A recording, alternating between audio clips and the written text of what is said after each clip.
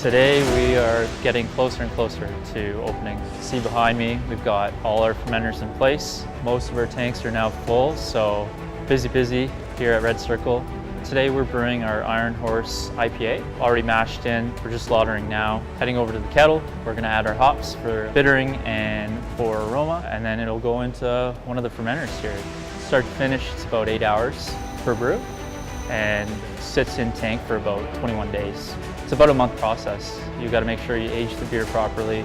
There's some things we do after. So for our IPA we're brewing today, we dry hop it with Citra, Mosaic, and Vic Secret. So right now we're collecting from the mash slaughter time over to the kettle. And what we're looking for and what you can see in the site glass is called wort. It's essentially just sugar water. And as we're collecting, I'm just checking for clarity. You want clear wort, makes for essentially a better beer in the end. So one of the quality checks we do is we make sure our CO2 levels are consistent based on the brand. For example, our IPA is going to be at a lower CO2 level because we want to accentuate the hop profile versus a farmhouse ale or Sand Hills where it's going to be more vibrant, so we're going to gas it a little more.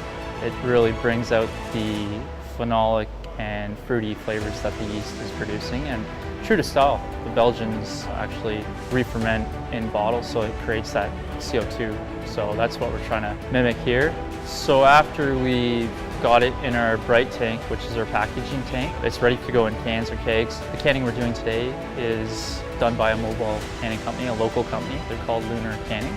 So they have a canning unit. It's a Cody unit that comes in 3 different sections. Cans will get rinsed. They'll be purged with CO2. We'll fill them, and then we use a can steamer to steam them. All of our core brands have a meaning, and it's based on where we're situated. So the farmhouse ale is called Sand Hills. The story behind that is that before Kitchener was called Kitchener, it was called Berlin, and then before Berlin, it was called Sand Hills.